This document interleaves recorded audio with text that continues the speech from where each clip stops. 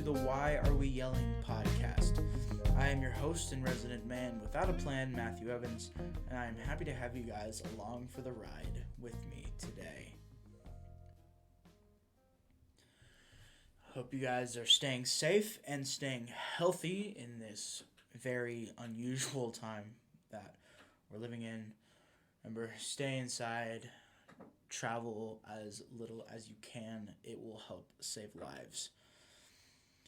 I figured we would talk today about the idea of generations, and specifically, what do people think about our generation? Who do they say that we are?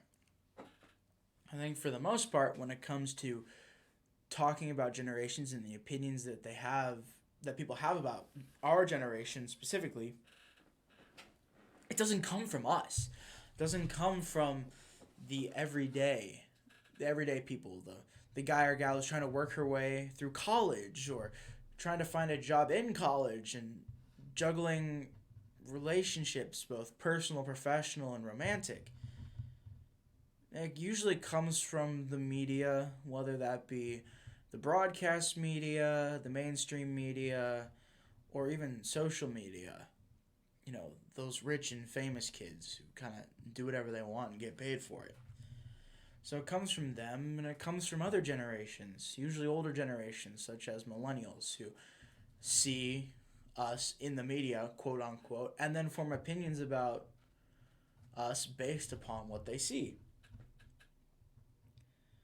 So, what do they see? And what do they expect from us? So that's what we're going to jump into. As you can kind of tell, I think generations are a useless classification. You cannot group people together in regards to a period of time and expect them to be the same. In reality, we are diverse in what we believe and what we hold important, and really only the same in regards to the challenges that we have all faced together and will continue to face together. Whether that would be 9/11, the 2008 recession, and now the coronavirus pandemic. And really, the coronavirus pandemic is the only one that has affected us in a way that we can truly understand. They say diversity or variety is the spice of life, so why try to fit us somewhere we just don't fit? However, despite my feelings on the subject, I do think it would be good and interesting to see what conceptions, whether right or wrong, people have about us. So I pulled up 2 articles on the subject, which I will read through and then discuss whether I believe it is a fair assessment or not. These articles that I draw from will be down below in the description, so feel free to read them there in their entirety. The first article is from ITA Group, a marketing firm that helps businesses engage with their audience in a better and more productive way. The article is titled, "Let's Spill the Tea on Gen Z, 5 Things You Need to Know Right Now." This article is a sort of PSA on Gen Z towards business and business owners, and what they need to know to have the most success with us in the future, kind of based upon who we are when it comes to personality and work ethic. The article starts off like this. They're more diverse in every way, more technologically advanced, and while millennials and members of Gen Z are close in age, their belief systems are stunningly different. Generally speaking, Gen Z tends to be more independent, and they view their world with a healthy dose of skepticism, something their Gen Z manager may appreciate, but a trait that group-minded baby boomers and millennials may misunderstand. I do find aspects of this to be true, at least from the people I interact with that are my age. We can work together and do well together, but we have a tendency to thrive in independence, and I think it does often spring from a place of skepticism and paranoia. I think back to my years in high school. I hated group projects because I was worried that whoever my partner was, they wouldn't hold up their end of the deal. Is that a positive thing? Not always, but a healthy dose of skepticism shouldn't be misplaced. And then they dive into their 5 points, 5 talking points which they think businesses should know about us before they hire us. Number 1, they're pragmatic entrepreneurs. Number 2, they're disruptive in the best ways. Number 3, there are a lot of them. Number 4, they thrive in face-to-face conversations. And number 5, they want to have a meaningful social impact. Now, there's a lot to unpack here, but I'm going to keep it brief for the sake of your sanity as well as mine. I find some of this agreeable. There's no doubt that we are disruptive, and there are a lot of us. I wouldn't call us pragmatic entrepreneurs necessarily, and we don't always thrive in face to face conversation. But there's one thing I ardently disagree with, and I feel like most people my age would as well.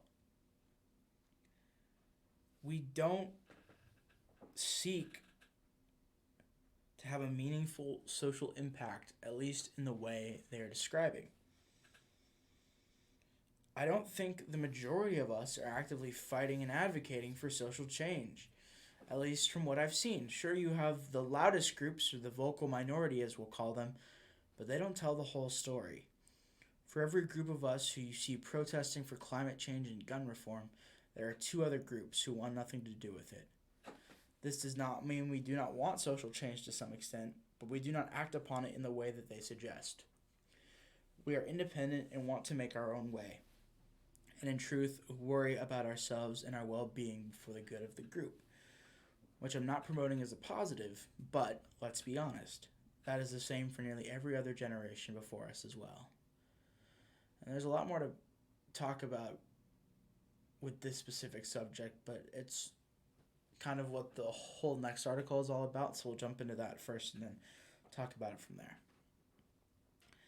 This next article is an opinionated piece out of the LA Times by Melissa Batchelor Warnke, titled "The Emerging Media Narrative on Gen Z is Very, Very Wrong." She states, "The thesis of Newsweek's Gen Z issue is that this generation is a snooze. If entitled is the most common adjective, fairly or not, applied to millennials, the catchwords for Generation Z are practical and cautious," one Newsweek piece states. According to the career counselors and experts who study them, Generation Zs are clear-eyed economic pragmatists. Plagued by anxiety, they're playing small, shelving their dreams, and looking down. I've been reporting on Gen Z for years, and those aren't the young people I see. Many are anxious, as many Americans of all ages are anxious. Anxiety disorders are the most common mental health condition in the United States, and the percentage of its adults living with anxiety is growing year over year. Some members of Gen Z are pragmatic. Some desire stability, as members of each generation are and do. But such markers hardly convey the wholeness of who humans are and what we care about. They are not our animating values. This generation, the first to come of age with an understanding that ecological collapse is not a dystopian movie premise, but a real likelihood, is dedicated to public action and public service. Its members appreciate that their full lives will unfurl in a state of emergency. Driven by that knowledge, they look down, sure, but more often and more powerfully, they look out. The Gen Z I know is comprised of bold and original thinkers. There is clearly a narrative and bias to follow here, which, regardless of whether you agree with it or not, is unfair to dump upon an entire generation of people who may or may not agree with the notion you are putting forth with this. And while the idea that we can be seen as bold and original thinkers who are taking on the stagnant generations and ecological disasters that come before us, like some ancient Greek hero facing some mythical enemy, it is a rather large and inaccurate brushstroke. She ends her article in this way. Gen Z's members have repeatedly shown the rest of us their empathetic imaginations and their capacity for follow-through. Though this group was not of age in 2016, it will vote in 2020 and is poised to be progressive. The sentiments of a man, while he is full of ardor and hope, are to be received, it is supposed, with some qualification. Robert Louis Stevenson wrote nearly 150 years ago. But when the same person has ignominiously failed and begins to eat up his words, he should be listened to like an oracle. Plus qu'a change. Older generations can keep their pockets glued shut, their heels dug in, and their fingers waving if they want to. I'm with the kids. I find it to be intellectually dishonest to describe us all as being poised to be progressive.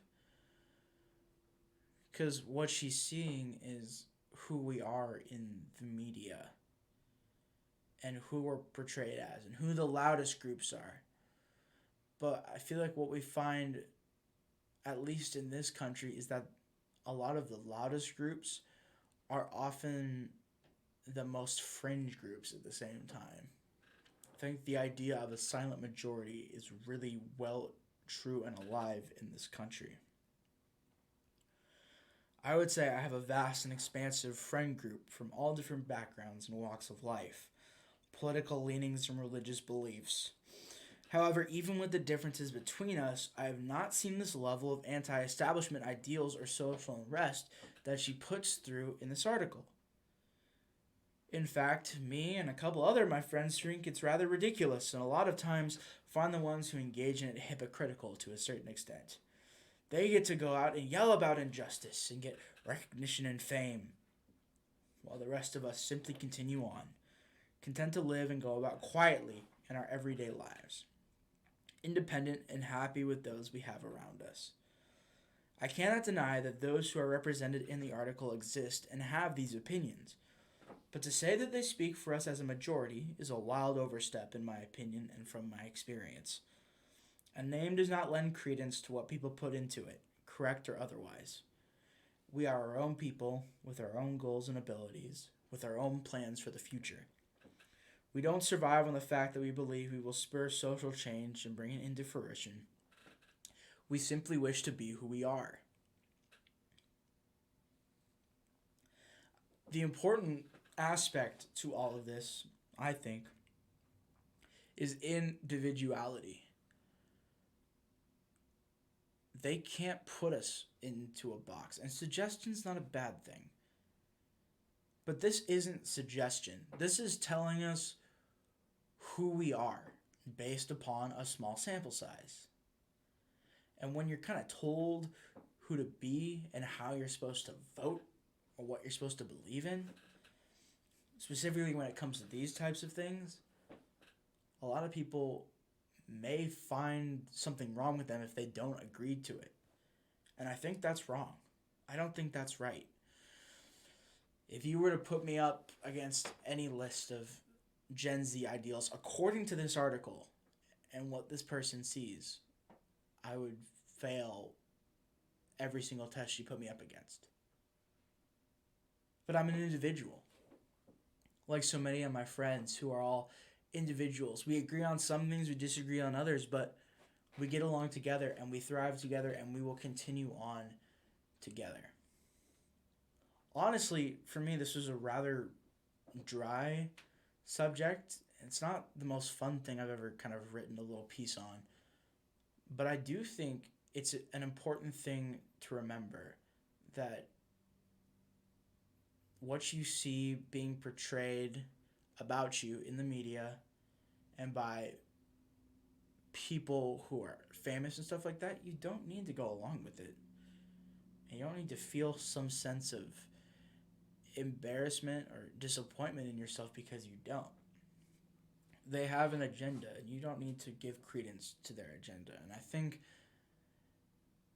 in a time where people just like to fit in, that's an important thing to remember. Be yourself. Like the kind of music you like. If you want to shoot guns, go out and shoot guns. If you don't like guns, don't like guns. If you think guns are bad and there should be more gun reform, however that looks, fight for it. Don't feel compelled to act in a certain way because they tell you to. Maintain your individuality. That's what's most important about you. As always, I want to hear what you guys think. Do you agree with this assessment, or am I missing something that you guys see personally? Please drop a comment down below or get in touch with me through my social media in the description. This is a little bit shorter episode. It was a rather boring episode, but hopefully maybe you found something in there that maybe you can grab onto a little bit. And yeah, just let me know what you think. I think it's ridiculous when most of these articles are pressing upon us, but then again, I'm only one person, so I can't speak for all of us just based upon what I believe out of this, or else I'm just as bad as they are. Next episode, I kind of want to get a little bit personal and talk about things that I have dealt with, specifically with physical and mental well being, and just how I'm using this extra time in quarantine to better myself. So that's what we'll be talking about next week. Yeah, as I said before, feel free to get in touch with me. I'd love to hear from you. And as always, until we talk again, stay safe and be well.